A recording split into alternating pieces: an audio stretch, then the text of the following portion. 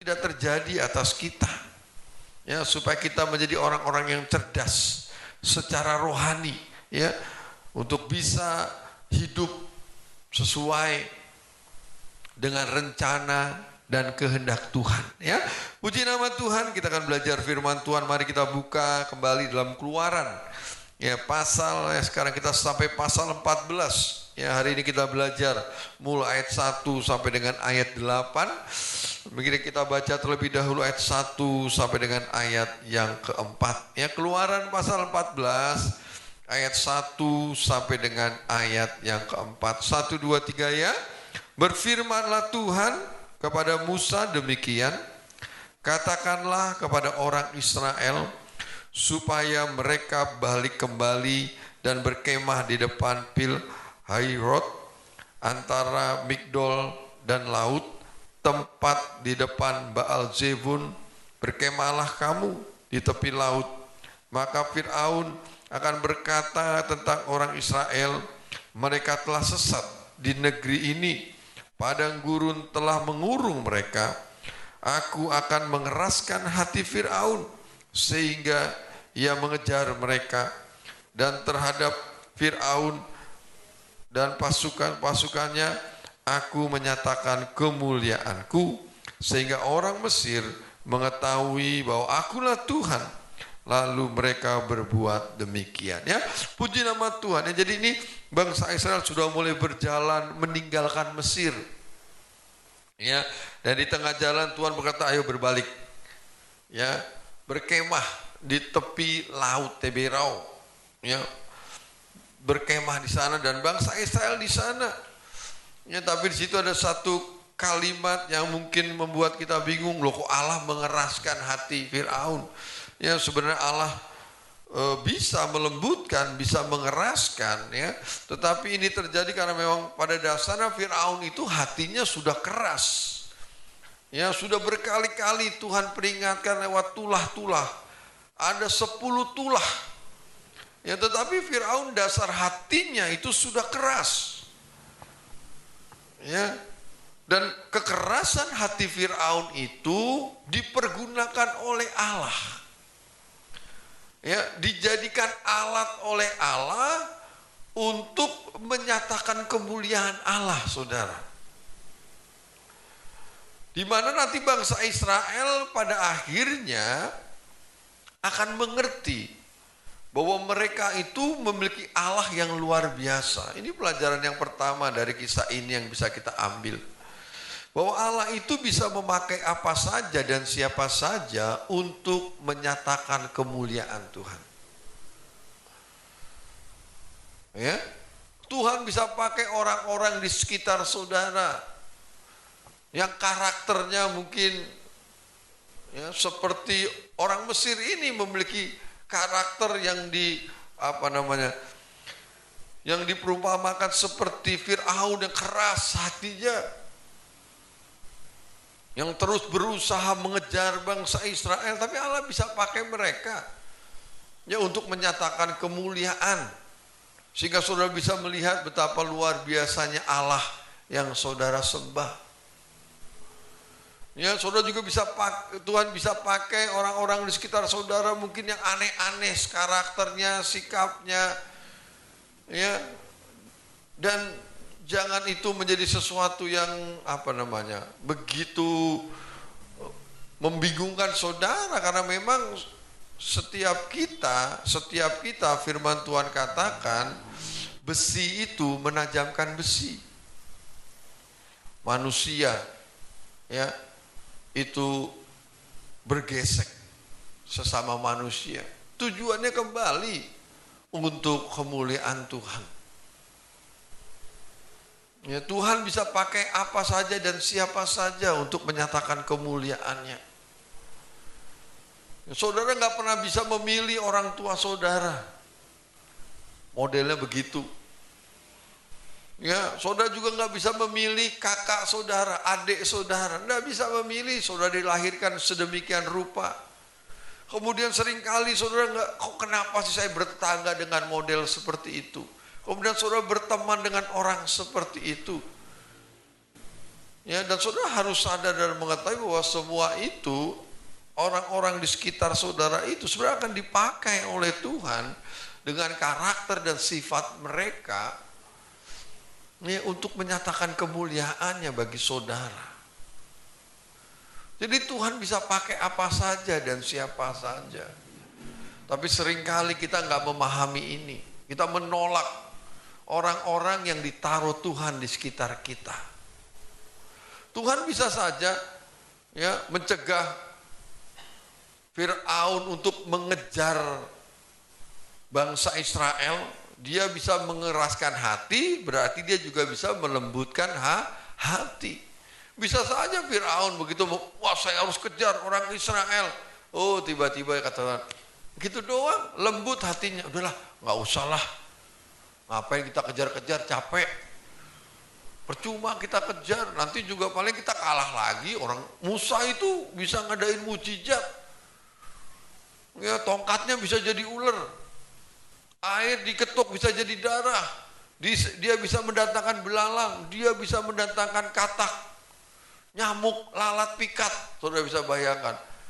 Ya, kalau dilembutkan hatinya oleh Allah bisa Firaun udah percuma, nanti kita deket-deket ada lalat pikat nyerang kita, ada belalang. Sehingga Firaun tidak jadi mengejar orang Israel. Bisa saja Allah lakukan itu. Tetapi Allah justru mengeraskan hati dikatakan Firaun, sehingga Firaun itu mengejar orang Israel. Dan kita baca tadi tujuannya adalah aku akan menyatakan kemuliaan. Saudara Tuhan bisa membuat orang-orang di sekitar saudara menjadi lembut hatinya, menjadi baik kepada saudara. Tuhan bisa membuat orang tua saudara begitu baik kepada saudara, memanja-manja saudara. Tuhan juga bisa buat hati bos saudara itu menjadi baik. Teman sekerja saudara yang jutek, yang kerjaannya suka gangguin saudara mungkin, bisa saja menjadi baik kalau Tuhan mau. Ya. Tapi kalau saudara yakin bahwa Tuhan menaruh saudara di sana, ya, maka saudara harus tahu melalui orang-orang di sekitar saudara sebenarnya Tuhan sedang dan ingin menyatakan kemuliaannya. Sama seperti bangsa Israel. Tuhan katakan, kenapa mesti dikeraskan hati Firaun? Sebab Tuhan mau menyatakan kemuliaannya. Ya. Menyatakan kemuliaan untuk siapa dikatakan? Untuk orang Mesir. Ya, saudara bisa melihat kemuliaan Tuhan, tapi orang Mesir itu, ya Israel bisa melihat kemuliaan Tuhan. Tetapi terlebih di sini dikatakan supaya orang Mesir, ya firman Tuhan katakan. Kembali kita baca ayat 4. Aku akan mengeraskan hati Firaun sehingga ia mengejar mereka. Dan terhadap Firaun dan seluruh pasukannya, aku akan menyatakan kemuliaanku. Sehingga orang Mesir mengetahui bahwa akulah Tuhan, lalu mereka berbuat demikian. Itu tujuannya. Tujuannya supaya orang itu melihat Tuhan ada di dalam hidup saudara. Orang-orang di sekitar saudara yang tidak mengenal Tuhan, kenapa Tuhan izinkan persoalan itu terjadi? Supaya orang-orang bisa melihat bahwa itu loh, di dalam diri saudara ada Tuhan Yesus. Ya, justru jangan saudara menghindar, jangan lari, sebab Tuhan ingin menyatakan kemuliaan. Ya. Melalui siapa saja yang ada di sekitar saudara. Ya, melalui apa saja, orang tua saudara, kakak saudara, bos saudara. Kan maunya saudara-saudara punya bos yang enak, ya bos yang baik, ya bos yang sayang sama saudara. Ya Pak mau izin, oh ya silakan, gitu kan maunya begitu. Mau cuti Pak, monggo, kan maunya begitu. Akhir tahun, wah kamu dapat bonus, wah seneng bener. Maunya kan seperti itu. Tapi di mana Tuhan akan menyatakan kemuliaannya kalau saudara punya bos seperti itu? Tidak bisa. Ya hanya awalnya saja, enak loh gue punya bos baik, bener. Tapi saudara menjadi pribadi-pribadi yang gak tahan uji. Ya, saudara juga pengen punya sahabat yang baik-baik, yang sayang sama saudara, ya, yang sehingga tidak bagikan kepompong, ya bagikan apa, yang tidak bisa dipisahkan katanya gitu, saudara. Persahabatan bagikan kepompong, iya, yang nggak dipisahkan. Dulu Mas Heru punya teman SD namanya Victor, orang Batak, Victor Sinaga, itu dekat kemana-mana berdua, teman SD, ya teman SD, sampai kelas 5 lah masih dekat. Ya kemudian sampai kita masih SD kelas 5 saudara, Mas Heru sudah main kemana? Ke Senen, naik bis, berdua, ngapain? Beli buku Mahda Bakti, dulu ada Katolik kan, buku Mahda Bakti, karena di sini belum ada toko buku, kita wajib punya beli, sekolahan gak nyediain. Nah Victor ini tahu, pernah diajak orang tuanya ke sana, ke Senen, di toko buku Gunung Agung. Ya ada BPK, ada Gunung Agung kan di Senen itu dulu. Diajak, ayo kita ke sana. Ya udah, ya, minta duit sama mama buat beli buku, tapi nggak ngomong di Senen. Dulu harganya masih 3.500, Mas Heru ingat. Ya, dikasih duit 5.000, ongkos bis masih sekitar 250 naik PPD. Nah, ini anak sering diajak orang tuanya naik bis gitu, karena kakaknya juga di UI, jadi sering kalau nyari buku diajak dia. Jadi dia tahu jalannya. Ya udah kita berdua, masih SD kelas 5, main ke Senen. Ya, wah, ya itu yang baru pertama kali ngerasain yang namanya hamburger itu, karena di sana ada, wah, harganya 1.000 atau berapa dulu ya. Pokoknya cukuplah duitnya buat ongkos pulang pergi sama beli hamburger 1.500 pokoknya tuh ya. Ya. Tapi entah kenapa ya tiba-tiba dia marah. Akhirnya dia diterima di SMP 91, itu setahun kita marah. Nah itu nggak tahu kenapa kita marah saudara. Saya terima di SMP 20 Kramat Jati, ya bisa. Itu sampai sekarang saudara. Dia masih ngambek, di Facebook udah saya di permintaan pertemanan enggak jadi teman-teman. Ya kemarin ada, kemudian dia juga SMA-nya 39 ketemu lagi sama A1 itu enggak pernah ngobrol saudara. Dan saya enggak tahu apa dosanya gitu. Ya sudahlah ya. Sampai sekarang belum pernah bicara. Ya. Dan itulah terjadi seperti itu. Tapi itu kalau kita pelajari, Mas Heru pelajari, itu akan menjadi satu pelajaran yang baik. Ya. Sehingga ya segala sesuatu itu bisa saja mengecewakan di dunia ini. Itu nggak tahu kenapa, padahal itu dari SD kita deket, dari kelas 3 kalau tidak salah. Mas Heru suka main ke rumahnya di Departemen Penerangan tuh di Gang Nangka, agak kesana dikit tuh ada perumahan Depen situ. Ya, dia juga suka main ke sini. Deket, tapi tetap bisa ya dipisahkan, tetap bisa ada gesekan terjadi.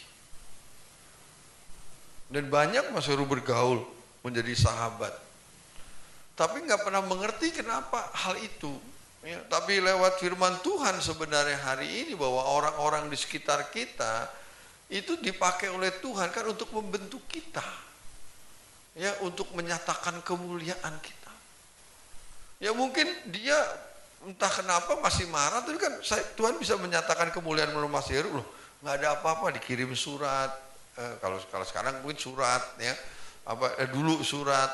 Kalau sekarang kan di WA, ya Mas Heru kirim yaitu minta pertemanan, kok nggak dibales. Ya, kan ada perbedaan saudara antara orang yang mengenal Allah dengan orang yang tidak mengenal Allah dalam menyikapi persoalan. ya, persoalan yang sama, ya, dalam menyikapi segala sesuatu. Nah, kalau orang melihat itu, mungkin ada orang yang tahu peristiwa ini dan berkata, ngapain kamu udah dicuekin begitu, masih aja mau minta pertemanan, istilahnya membangun hubungan. Kalau orang dunia mungkin seperti, oh enggak, ini harus dibangun hubungan, harus menjadi lebih baik. Mengapa? Sebab berbeda. Sebab berbeda. Supaya Tuhan itu bisa melihat, orang-orang di sekitar saudara bisa melihat perbedaan itu yang akhirnya akan menjadi kemuliaan. Sebab kamu adalah terang dunia, firman Tuhan. Apa sih terang itu?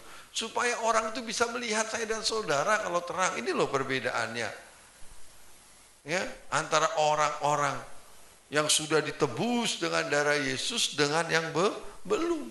Di situ saudara sedikit banyak akan memperlihatkan kemuliaannya. Ya, Tuhan akan memperlihatkan kemuliaan, itu loh perbedaannya. Ada terang, walaupun masih sedikit terangnya, masih redup-redup mungkin, tapi jelas ada perbedaannya antara lilin yang mati di kegelapan dengan lilin kecil yang nyalanya mungkin sudah redup. Ada perbedaannya, pasti ada. Ya, jadi Tuhan itu akan memakai orang-orang di sekitar saudara itu untuk menyatakan kemuliaannya melalui hidup saudara.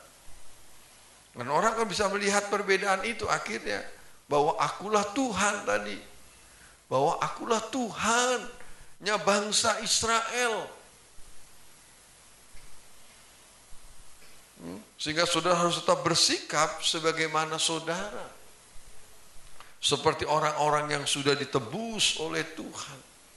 Tapi kalau sikap saudara sama dengan orang-orang yang belum ditebus, tidak akan ada kemuliaan Tuhan di situ dinyatakan. Kalau sikap saya sama dengan teman saya ini, ya, nggak ada perbedaannya. Kemuliaan Tuhan tidak nyata. Tapi kalau sikap saudara berbeda, maka akan ada perbedaan dan kemuliaan Tuhan akan nyata. Tentu nyatanya sesuai dengan tingkatan-tingkatan. Seberapa terang yang saudara miliki, semakin terang, semakin kemuliaan Tuhan itu nyata. Ya, semakin kemuliaan Tuhan itu nyata melalui hidup saudara. Ya, jadi jangan takut, jangan khawatir atau jangan membenci kalau memang Tuhan taruh orang-orang seperti Firaun ini yang keras hatinya, yang aneh-aneh. Enggak. Sudah harus tangkap itu, bahwa disinilah Tuhan akan memperlihatkan kemuliaannya melalui hidup saya. Berbeda. Tapi kalau sama, ya kemarin ya Mbak Aan kesaksian ya dalam ibadah Bible study, ya, bahwa dia sekarang bosnya killer terkenalnya lah di perusahaan-perusahaan, ya, dan banyak yang dikeluarkan, banyak yang nggak kuat menghadapi bos model seperti ini. Sebelumnya bosnya baik, katanya wah enak gitulah, tapi sekarang sudah ganti manajemen, ganti bos, katanya wah bosnya disiplin luar biasa, dan tidak sedikit yang kalau nggak memenuhi standar kinerjanya dipecat, saudara. Ada banyak yang udah kerja 10 tahun, 15 tahun katanya itu dipecat, ya, dikeluarkan. Tentu kan takut. Tapi kalau saudara dan saya ada bersama dengan Tuhan dan kemuliaan Tuhan itu dinyatakan, ya, justru melalui bos yang ini akhirnya adik saya ini dipromosikan, katanya seperti itu. Ya, sementara yang lain sudah bisa tetap bekerja saja sudah bagus, karena sudah mulai banyak yang dikeluarkan, yang masuk harus S2 yang sekarang katanya. Kan nampak sekali akhirnya kemuliaan Tuhan di situ. perbedaan. Yang sementara yang lain ketakutan, sementara yang lain hilang harapan, oh nggak mungkin lah naik jabatan atau promosi, tapi tetap bersama dengan Tuhan. Tuhan bisa menyatakan kemuliaannya. Jadi jangan saudara salahkan lingkungan sekitar saudara, tidak. Kalau memang Tuhan ciptakan seperti itu, saudara harus tangkap bahwa ini Tuhan ingin menyatakan kemuliaannya melalui hidup saya. Ya. Jadi mentalnya tetap harus mental seorang prajurit. Ya. Jangan gampang menyerah, jangan gampang mundur atau kalah. Enggak. Kalau saudara terus begitu, saudara tidak akan pernah bisa melihat kemuliaan Tuhan nyata dalam hidup saudara. Ya, jadi kenapa Firaun dikeraskan hatinya untuk mengejar bangsa Israel, walaupun Tuhan bisa melembutkan hatinya harusnya. Tuhan katakan sebab aku ingin menyatakan kemuliaan Tuhan. Dan kapan kemuliaan Tuhan itu nyata dalam hidup saudara? Saat tantangan-tantangan di sekitar saudara dan sikap saudara berbeda dengan yang lain. Ya, pasti ada sesuatu dalam diri kamu. Siapa itu? Wow. Tuhan Yesus yang memberikan kekuatan.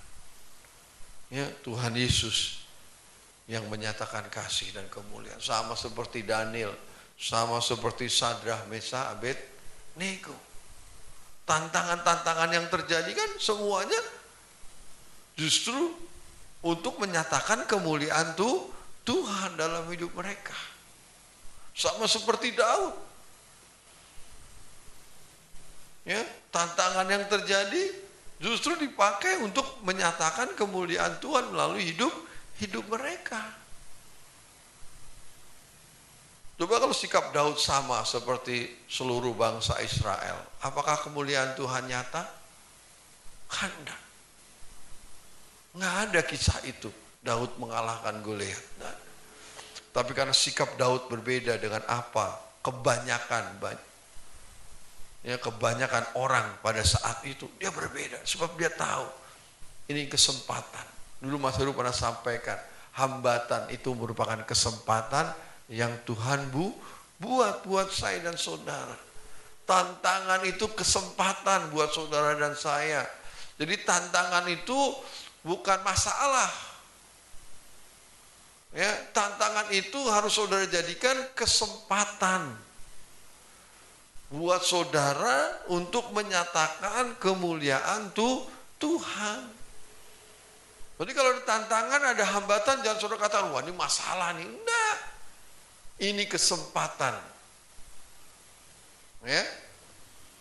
Ini kesempatan. Ya dulu ada, juga mungkin Mas Heru sampaikan, perumpamaan atau seringkali mungkin saudara yang sering dengar bagaimana motivator berkata, seseorang dikirim ke Afrika, ya pabrik sepatu dikirim ke Afrika, sales pertama dikirim dan dilihat, wow, di sini nggak ada orang pakai sepatu, ya dan dia telepon ke perusahaan, nggak mungkin di sini produk laku.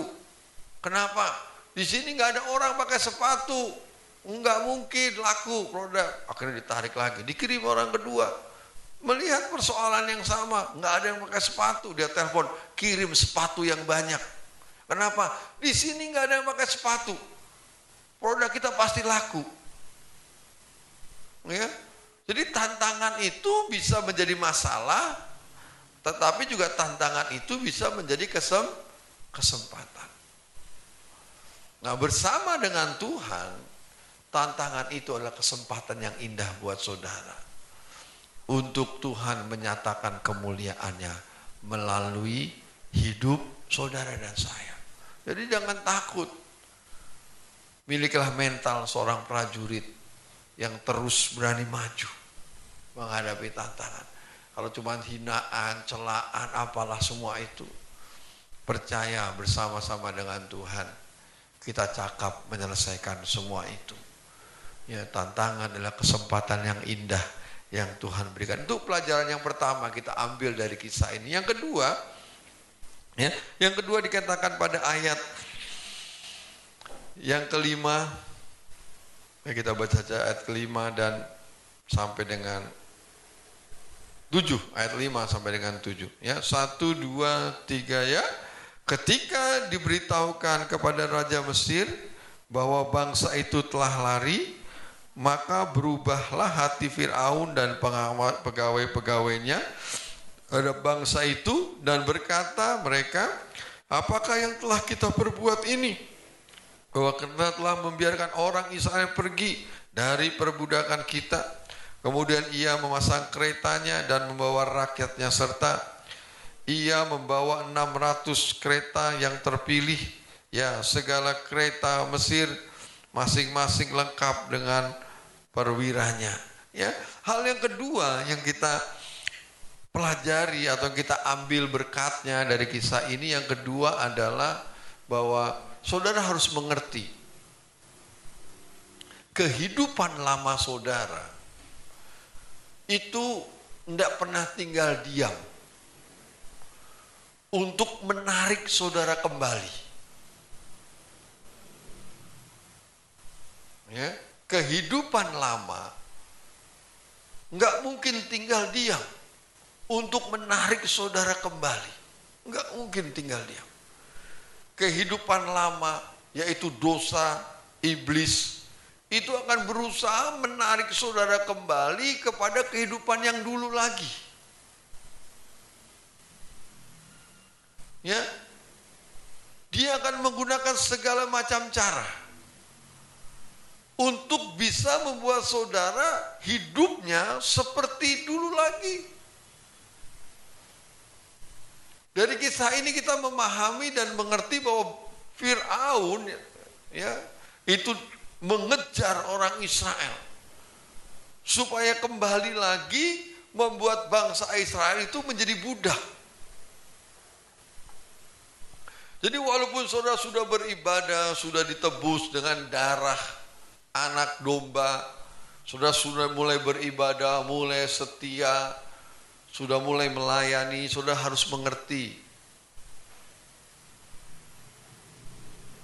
bahwa iblis tidak pernah tinggal diam. Bahwa kehidupan lama itu akan terus mengejar saudara. Ya, bahwa kehidupan lama itu akan terus berusaha menarik saudara untuk kembali. Sehingga hidup saudara akan sama seperti yang dulu lagi. Itu seperti Demas, Paulus katakan, Demas kembali mencintai dunia lagi. Jadi saudara nggak bisa tinggal diam, makanya saudara harus terus bergerak maju, meninggalkan kehidupan lama saudara.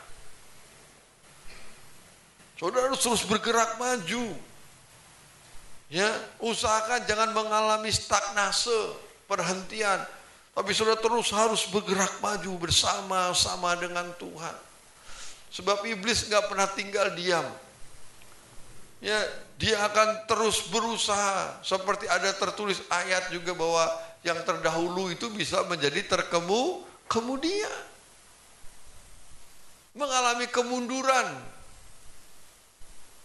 Sehingga tidak sedikit dulu begitu bersemangat, bergairah di dalam Tuhan, akhirnya sudah mulai kendor pelayanan, lama-lama tidak melayani, akhirnya jadi jemaat lagi. Nanti lama-lama ibadahnya mulai kurang, akhirnya tidak ibadah lagi.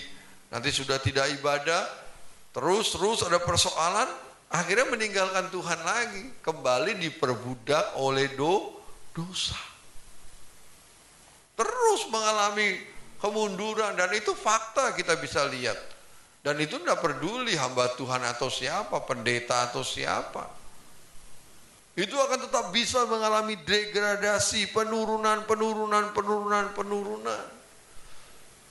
Seperti bangsa Israel, kalau itu ditangkap, misalnya berhasil ditangkap, akan dibawa kembali ke Mesir. Akhirnya mereka kembali diperbudak. sama seperti orang-orang yang terhilang. Ya, jadi saudara dan saya nggak boleh lengah. Iblis itu akan berusaha menarik saudara kembali dengan berbagai macam cara, dengan berbagai macam persoalan yang saudara hadapi. Ya, terus akan saudara kejar. Ya, hingga tidak sedikit sekarang orang-orang Kristen, orang-orang percaya yang akhirnya meninggalkan Tuhan, yang tidak mau beribadah lagi. Bahkan saat mendengar nama Tuhan Yesus pun muak karena sudah kecewa. Itu berarti iblis sudah mengembalikan dia kepada posisi awal, menjadi budak, menjadi hamba dosa kalau firman Tuhan katakan. Ya, makanya saudara harus kembali ingat. Jangan biarkan saudara kendur. Sebab firman Tuhan katakan roh itu harusnya memberikan kekuatan, membimbing hidup saudara, menuntun hidup saudara. Jadi iblis itu berusaha. Manusia lama saudara itu berusaha. Paulus katakan, seringkali aku mau melakukan sesuatu yang baik, tapi justru yang tidak baik, yang tidak aku inginilah yang aku lakukan. Mengapa? Sebab manusia lama itu akan terus berusaha menarik saudara. Supaya saudara kembali kepada posisi awal, di mana hidup saudara terus bertekuk lutut di bawah dosa. Tidak lagi, lama-lama saudara nggak bergairah melayani, lama-lama saudara nggak bergairah ibadah, lama-lama tidak ibadah terus. Dan itu akan terjadi kalau terus dibiarkan. Kalau saudara nggak segera sadar dan segera melangkahkan kaki saudara untuk maju ke depan bersama-sama dengan Tuhan. Ini dan masih harus sering kali sampaikan bahwa kerohanian saudara itu bisa dilihat dari kehidupan ibadah saudara. Hidup ibadah saudara baik, maka kerohanian saudara itu baik. Ya, tapi kalau hidup ibadah saudara terus menurun, rohani saudara sedang menurun, dan itu tidak bisa dibohongi. Enggak bisa dibohongi. Ya, itu bisa dilihat dari situ. Kesetiaan saudara, ketaatan saudara, itu bisa dilihat dengan bagaimana caranya kita ibadah kepada Tuhan. Ya, itu bisa saudara perhatikan. Ya, Mas Heru juga memperhatikan itu pribadi. Ini kalau mulai malas melayani, mulai malas baca firman, mulai malas berdoa, wah ini sempat tanggap nih pasti lagi merosot nih kerohanian. Ya, melayani udah ogah-ogah, kadang-kadang gak bersemangat. Ya, harus cepat sadar. Kalau itu terus dibiarkan, akan terus mengalami penurunan. Dan akhirnya kita kembali kepada manusia lama kita. Ya, menjadi hamba dosa akhirnya. Ya, akhirnya kita kembali. Ya, tidak melakukan kebenaran. Ini karena itu saudara harus dipimpin oleh roh. Ini yang ketiga. Coba kita baca bagian yang ketiga. Ya, bagian yang ketiga ayat 8. Kita baca bersama-sama ya. 1, 2, 3 ya. Demikianlah Tuhan mengeraskan hati Firaun, raja Mesir itu, sehingga ia mengejar orang Israel. Tetapi orang Israel berjalan terus dipimpin oleh tangan yang dinaikkan, ya. Tapi selama bangsa Israel terus berjalan, bukan dengan kekuatannya, tapi karena pimpinan, ya, pimpinan tangan Tuhan tadi dikatakan, maka akan terus meninggalkan, walaupun kehidupan lama terus mengejar, tapi tetap akan terus bergerak maju. Karena itu saudara membutuhkan yang namanya pimpinan Tuhan. Kalau dalam Roma katakan itu dipimpin oleh Roh Kudus. ya, dipimpin oleh Roh Kudus. Supaya saudara bisa meninggalkan kehidupan lama saudara. Nggak peduli sekali lagi sudah hamba Tuhan seringkali itu dalam pikiran, dalam hati. Diingatkan lagi manusia lama yang dulu pernah kita lakukan. Kadang-kadang ya belum lama malah Mas Heru ngimpi. Ya karena Mas Heru masih seringkali diuji lewat kesabaran dengan pengendara motor. Ini berapa kali kan Mas Heru sampaikan ya. Kemarin hari Rabu hari Selasa habis nyampaikan firman Tuhan di depan rumah ada ibu-ibu marah-marah entah kenapa. Pokoknya Mas Heru karena Mas Heru mau masukin, dia cuma melotot apa ngomong karena nggak dengar karena kacanya ditutup. Tapi dia berhenti di depan mobil gitu saudara.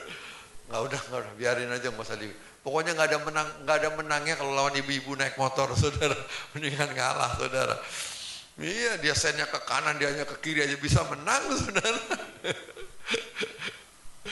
Iya, ya sudah.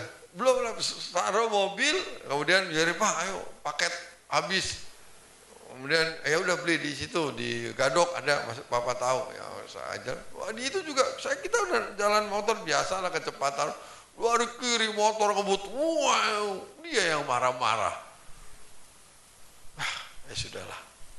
Itu masih seperti itu diuji. Ya, kalau dulu kan masih suka ngomel-ngomel, tapi gak udah percuma nih. Ini belum lulus, kalau ngomel lagi belum lulus nih. Ya, sudah biarin. Malah Yere yang marah-marah. Wah, itu gimana nih, nggak jelas nih orang nih. Ya udahlah, biarin. Ya, itu berusaha untuk memunculkan manusia lama lagi. Malamnya ngimpi, saudara. Apa yang ngimpi, Mas Heru? Ini kok sampai ngimpi? Ya, sampai ngimpi, sampai ada orang Mas Heru ajakin berantem. Ya kembali lagi, lu nggak tahu, wah berantem, aku berantem buah gitu, nggak tahu tuh apa di tempat tidur mukul-mukul apa enggak, tendang cuak, udah, iya, berantem ngimpi, bangun-bangun pagi-pagi, aduh, untung cuma ngimpi, kalau betulan asik bener tuh, iya, jadi manusia lama itu emang selalu berusaha menarik saudara kembali. Dengan berbagai macam cara. Ya, tapi kalau bisa saudara menguasai diri lewat pimpinan Roh Kudus. Ya sudah, akhirnya Mas Heru berdoa pagi itu. Minta ampun. Ya, karena memang manusia lama itu akan selalu menarik saudara. Dengan berbagai macam cara. Sehingga nanti tanpa sadar saudara sudah kembali ke posisi awal. Menjadi hamba dosa. Di mana saudara nggak kuat lagi untuk keluar. Akhirnya saudara membutuhkan lagi darah Kristus untuk melepaskan saudara dari belenggu dosa itu. Jangan biarkan saudara, jangan biarkan saudara dan saya diperdaya oleh iblis. Tapi mari kita belajar hidup itu dipimpin oleh Roh Kudus. Coba kita buka di dalam Roma pasal 8, Roma pasal 8. Roma pasal 8. Ya, bukan ayat yang asik sering kita baca.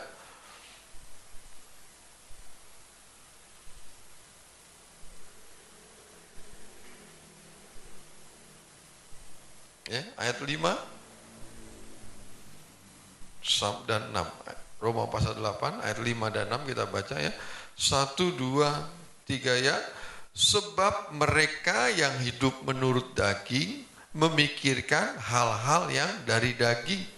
Mereka yang hidup menurut roh memikirkan hal-hal yang dari roh. Karena keinginan daging adalah maut, tetapi keinginan roh adalah hidup dan damai sejahtera. Ya, jadi memang saudara mau nurut sama siapa? Apakah saudara mau menuruti keinginan daging saudara? Seperti tadi bisa saja Mas Heru marah, maki-maki, yang menunjukkan, siapa nih saya ini? Bisa saja. Tapi dampaknya akhirnya tidak damai sejahtera. Mungkin sampai di rumah masih kesel.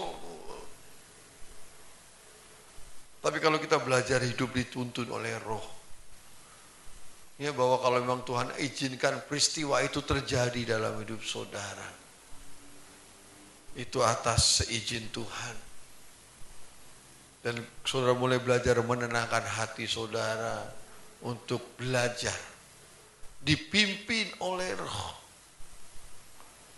Maka yang ada dalam pikiran saudara adalah perkara-perkara yang rohani, bukan perkara-perkara yang daging lagi. Akhirnya kita berpikir untuk perkara-perkara yang rohani lah, sudahlah. Ya, sudah akan bisa belajar mengasihi mereka yang mungkin melukai hati saudara. Kata-kata berkat mulai terucap dari mulut saudara, ya, untuk memberkati mereka. Itu hal-hal yang rohani. Kelihatannya memang menurut manusia itu kita lemah. Menurut orang-orang dunia kita lemah saat kita berlaku seperti itu. Tapi tidak menurut pandangan Tuhan. Saya saudara dipandang menjadi orang-orang yang kuat di dalam Tuhan. Sebab saudara sedang belajar memberi diri saudara dipimpin oleh Roh. Coba kan lebih keren begini saudara. Waktu bangsa Mesir mengejar, wah, kan lebih keren kalau Tuhan balik lawan itu. Ya kan, lebih keren begitu kan. Tiba-tiba seperti megaloman semua berubah. Mereka kan gak ada yang bawa pedang, gak ada yang bawa lembing, karena mereka rakyat biasa. Tiba-tiba cep-cep, wah keluar di sini besi gitu saudara. Wah ada topengnya, wah seperti apa film-film anak-anak itu, wah keluar 10 orang aja, nggak usah banyak-banyak. Itu kan dikatakan cuma 600. Wah langsung lawan semua, kan lebih keren, suruh bantai dua-dua. Enggak, Tuhan enggak seperti. Kalau Tuhan mau juga bisa. Kalau saudara baca pahlawan-pahlawan Daud, ada satu orang itu melawan 300 orang, saudara bayangin. Bisa menang. Kalau Tuhan mau ya bisa saja. Tapi kan Tuhan enggak mau saat itu. Sebab Tuhan saat itu sedang melatih bangsa Israel untuk percaya kepada Tuhan, yaitu dituntun oleh tangan Tuhan. Tuhan ingin bahwa kalau kamu diam saja, aku akan bekerja. Ya, Tuhan ingin bangsa Israel itu percaya sepenuh kepada Tuhan, bahwa hidupnya itu benar-benar dituntun oleh tangan Tuhan yang kuat. Ya. Tapi bangsa Israel tidak mengerti, dan kalau saudara baca kisah, luar dia teriak-teriak menyalahkan Musa.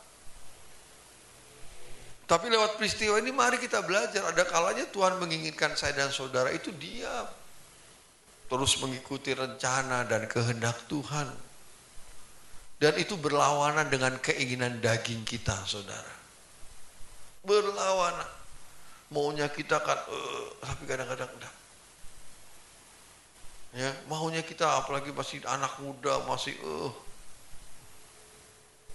tapi tetap belajar, saudara. Belajar dituntun oleh Roh Kudus. Ya, sedikit lagi, coba kita buka ayat 12. Ya, dalam Roma pasal 8 ini masih ayat 12 sampai dengan 14 ya. 1, 2, 3 ya. Jadi saudara-saudara, kita adalah orang berhutang, tetapi bukan kepada daging, supaya kita hidup menurut daging. Sebab jika kamu hidup menurut daging, kamu akan mati. Tapi jika kamu hidup oleh Roh, kamu mematikan perbuatan-perbuatan tubuhmu, kamu akan hidup. Semua orang yang dipimpin Roh Allah adalah anak-anak Allah.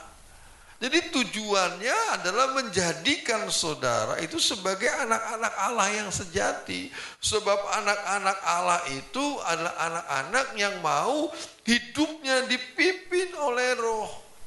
Tugas saudara adalah mematikan itu loh, keinginan daging oleh Roh. Ya, seperti Mas Heru kesaksian tadi, bisa saja Mas Heru marah menuruti keinginan daging, kelihatannya keren saudara. Ya apalagi yang itu salah badannya kerempeng, yang diboncengin juga cewek saudara, perempuan. Ini paling sekali tendang juga mental. Dia berani kan karena bawa bonceng cewek saudara. Biasanya laki-laki kalau bonceng cewek, oh gengsinya luar biasa. Iya, ini paling sekali tendang juga mental ini. Iya, tapi kan enggak bisa begitu. Belajar hidup itu dipimpin oleh Roh dengan bukti kita berusaha mematikan keinginan daging. Ya, mematikan keinginan daging kita. Nah, kalau saudara sudah mematikan keinginan daging, maka hidup saudara itu dipimpin oleh Roh, dan Tuhan katakan kamu itu adalah anak-anak Allah. Nah, dan sekali lagi memang tidak mudah. Tapi lewat perjalanan bangsa Israel itu menjadi pelajaran bagaimana Allah sebenarnya ingin. Ya, bangsa Israel percaya kepada Allah, dituntun oleh tangan Tuhan yang kuat. Ya, tetap percaya. Ya, jangan mundur. Sekali lagi saudara harus belajar. Persoalan itu harus dijadikan kesempatan yang indah. Ya, untuk saudara menyatakan kemuliaan Tuhan. Ya, harus. Di situ saudara akan bisa melihat. Tapi kalau saudara menuruti keinginan daging saudara, hawa nafsu saudara, enggak belajar dipimpin oleh Roh, ya sangat sulit. Dan itu nanti akan terjadi lagi terus sampai kita lulus, sampai kita bisa menyelesaikan. Sebab itulah cara Allah melatih saya dan melatih saudara. Masih juga terus dilatih bersikap, ya, menghadapi semua tantangan persoalan. Nggak ada yang nggak pernah putus asa. Ya, Mas Heru kembali baca bukunya David Wilkerson. Ya, apakah kamu putus asa? Kembali dibaca, Mas Heru pelajari, baca pelan-pelan lagi. Wah, dia katakan nggak ada. Hampir semua hamba Tuhan itu merasakan keputusasaan. Jemaat itu kadang-kadang juga diizinkan, ya, sepertinya merasakan keputusasaan. Tujuannya cuma satu, supaya mereka percaya bahwa Tuhan itu mengasihi mereka. Ya. Yang kedua, bahwa Tuhan mau iman saudara itu semakin bertumbuh di dalam Tuhan. Sebab saudara itu bisa melihat iman saudara yang luar biasa itu bukan saat saudara berjalan di laut yang tenang. Iman saudara itu akan nampak, akan berharga justru saat saudara berjalan di laut yang penuh dengan gelombang, badai. Seperti murid-murid, ya, kalau perahunya tenang nggak perlu iman saudara. Tapi begitu ada badai, wah dia membutuhkan, Tuhan Yesus, apakah engkau tidak peduli aku mau binasa ini? Tuhan katakan, hai kamu yang gak percaya, imannya mana? Kata Tuhan. Iya, nampak berarti murid-murid belum punya iman. Ya, tapi justru disitulah saudara mengerti bahwa saudara punya iman apa enggak. Di saat saudara menghadapi badai hidup, di pekerjaan, di kampus, di tempat kuliah, di dalam keluarga, saat ada badai kehidupan itu, di situ saudara harus tahu, disitulah iman saudara harus muncul di situ. Iya, saat menghadapi badai itu iman itu harus muncul. Tapi kalau iman itu nggak muncul, ya emang belum punya iman pada dasarnya, kata Tuhan. Kamu nggak percaya. Ya, jadi justru persoalan-persoalan yang sedang saudara hadapi, sekali lagi, itu kesempatan yang indah. Saudara harus tulis, garis bawahi. Persoalan, tantangan, hambatan apapun itu itu adalah kesempatan, peluang yang Tuhan ciptakan buat saudara. Seperti bangsa Israel. Ya, tapi saudara harus sadar bahwa persoalan itu bisa menarik saudara kembali kepada kehidupan yang lama. Kalau saudara nggak terus bergerak maju. Sehingga tidak sedikit kan anak-anak Tuhan menghadapi persoalan, kecewa, akhirnya kembali kepada kehidupan yang lama, kembali lagi. Nggak mau beribadah, nggak mau melayani, nggak. Itu karena kembali lagi, karena persoalan yang tidak bisa dihadapi, yang Tuhan izinkan sebenarnya. Tapi saudara harus tahu bahwa Tuhan mau hidup saudara itu dipimpin oleh Roh. Maka saudara harus matikan itu keinginan-keinginan daging. Ya, harus matikan keinginan-keinginan daging. Saudara harus belajar memiliki mulut dan telinga seorang murid. Terakhir ya, kayaknya di Komoda belum pernah disampaikan ya. Dalam apa masih lupa ya. Yesaya kalau tidak salah. Hari Minggu kemarin masih disampaikan, bukan hari Selasa ini ya, hari Selasa dan Kamis. Yesaya pasal 50 kita baca ayat 4 dan 5.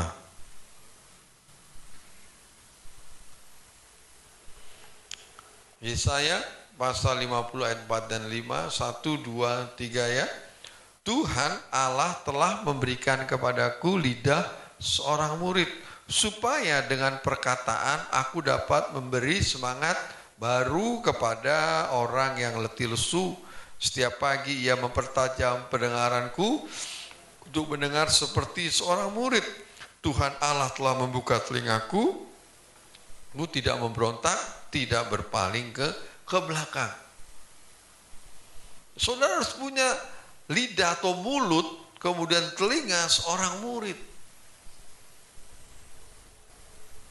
Ya, di situ saudara akan memiliki kekuatan. Sebab kalau saudara punya lidah seorang murid dikatakan, maka saudara akan menggunakan perkataan saudara itu untuk memberi semangat yang baru. Ya, bukan untuk mematahkan semangat, tetapi mulut seorang murid itu akan dikatakan memberi semangat. Saudara bisa katakan diri saudara untuk tetap semangat, saudara, kalau saudara punya mulut seorang murid. Saudara juga bisa pakai untuk membuat orang lain bersemangat. Tapi kalau saudara nggak punya lidah seorang murid, maka mulut saudara nggak bisa dipakai untuk memberi semangat. Justru seringkali tidak sedikit malah untuk menjatuhkan, sehingga banyak orang yang patah semangat karena perkataan kita. Ya, bahkan mulut saudara juga bisa membuat saudara nggak bersemangat, malah semakin loyo, semakin nggak bergairah. Tidak sedikit akhirnya orang terus menyalahkan dirinya sendiri, terus disalahin dirinya sendiri. Ya, tapi kalau saudara punya lidah seorang murid, berarti murid itu mau diajar, maka saudara akan punya lidah atau mulut yang selalu bisa memberikan semangat, baik untuk diri saudara maupun orang lain. Ya, saudara bisa semangati diri saudara saat menghadapi tantangan itu yang memang Tuhan izinkan. Ya, bersama Tuhan pasti bisa. Ayo, ya, semangat. Ya, kalau perlu marahin diri saudara kalau mulai lemas, mulai malas. Iya, nggak apa-apa, saudara. Ayo, semangat. Ya, bergairah kembali. Kalau saudara punya mulut seorang murid, kemudian kalau punya telinga seorang murid dikatakan ayat 5, Tuhan Allah telah membuka telingaku dan aku tidak memberontak dan tidak berpaling ke belakang. Kalau saudara punya telinga seorang murid, tidak ada dalam hati saudara itu untuk memberontak. Nggak ada. Tapi dia belajar menurut kepada semua kehendak dan rencana Tuhan. Ya, ikuti saja. Apalagi saudara suka nyanyi, Tuhan yang mengatur hidupku. Iya, kalau saudara percaya Tuhan yang mengatur hidup saudara, saudara lurus ketemu orang itu, ya bersyukur. Kata Tuhan belok ketemu orang model begitu, ya terima kasih. Karena Tuhan yang mengatur. Ya saudara ke sana ada jalan becek, puji Tuhan. Karena Tuhan yang mengatur. Ya, ketemu tukang bakso, amin, ya kan? Tuhan yang mengatur. Lah, iya, masa becek lobang terus jalannya, nggak apa-apa lah ketemu tukang bakso. Iya, Tuhan yang mengatur, saudara percaya, tidak memberontak. Ikuti saja mau Tuhan. Itu bagaikan hidup dipimpin oleh Roh Kudus. Jadi hanya jangan bisa nyanyi, tapi saat Tuhan mulai atur hidup saudara. Ayo derap langkah saudara, gerak saudara. Ya, mulai belajar. Mulai belajar. Ya, saudara perhatikan nggak apa yang terjadi atas Ahok? Itu Mas Heru memperhatikan, itu sedang diajar Tuhan itu, Bapak Ahok itu. Waduh, dia mau berdiri sendiri, ipen-depen. Ya, itu dia. Iya, nggak mau pakai partai kan saudara? Sekarang dia tergantung partai saudara. Nggak bisa. Tuhan nggak suka sama orang sombong, nggak suka. Yang merasa kuat. Mas Heru juga sedang diajar itu sama Tuhan, nggak bisa. Harus belajar mengikuti rencana dan kehendak. Apa yang dibanggakan, apa yang itu sudah didukung partai aja cuman nggak nyampe 50%, saudara. Saudara bisa bayangkan dia harus bisa ngerayu misalnya partai-partai Mas Agus, saudara.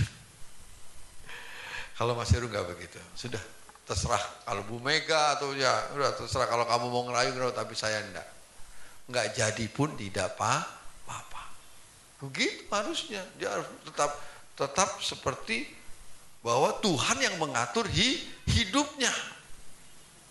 Bahwa keberhasilannya, kalau memang Tuhan akan memilih dia sebagai gubernur, ya jadi gubernur. Dia harus berani beriman kepada Tuhan. Walaupun tanpa didukung partai X-nya Agus misalnya. Dia harus yakin, dia harus berani berkata, enggak. Nggak usah Bu Mega kalau dia perlu gitu. Biarin. Kalau dia mau berpegang bahwa Tuhan yang mengatur hidupnya. Di situ akan nampak iman sesungguhnya, saudara. Iya. Karena kalau cuman ya, ada banyak orang saat bicara itu bisa sepertinya beraninya minta ampun. Tapi kalau sudah direnungkan, bisa kecil, saudara. Bisa. Ya, Tuhan sedang memproses dia luar biasa proses yang dialami. Tapi dia harus berpegang teguh bahwa Tuhanlah yang mengatur hidupnya. Ya, harus yakin bahwa Tuhan itu mengatur. Bahwa dia pasti bisa melewati semua itu bersama dengan Tuhan. Ya, pasti bisa bersama dengan Tuhan. Tapi kalau dia masih merasa yang terbaik, merasa yang benar, wah repot, saudara. Karena Tuhan sedang kikis itu semua. Iya, Tuhan sedang kikis itu. Tapi kalau dia mau terus percaya kepada Tuhan, enggak ada yang susah, enggak ada yang mustahil, saudara, bagi Tuhan. Dengan atau tanpa. Ya, kalau Tuhan mau. Dan itu menjadi pelajaran yang berharga kalau nanti dia lulus bagi hidupnya. Dia akan menyatakan kemuliaan Tuhan. Tapi kalau dia berubah, maaf, akhirnya menjadi penjilat misalnya, karena takut tidak jadi lagi, wah memalukan nama Tuhan. Makanya perlu didoakan, untuk dia bertindak hati-hati. Hidup tetap sesuai dengan firman, saudara. Itu berat, saudara. Posisinya sangat berat. Dia sudah berada di dalam ruangan di mana orang-orang di sekitarnya sudah tidak percaya kepada Tuhan Yesus, istilahnya. Tetap percaya kepada kekuatan mereka. Ya, tetapi Ahok itu dituntut oleh Tuhan untuk tetap percaya kepada Tuhan. Gak mudah, saudara. Seringkali Mas Heru berada di tengah-tengah hamba-hamba Tuhan juga begitu. Kalau kita butuh dana yang banyak, harus begini. Ya, berapa tahun lalu akhirnya mengundang partai datang supaya nyumbang. Aduh, itu di tengah-tengah pendeta-pendeta, saudara.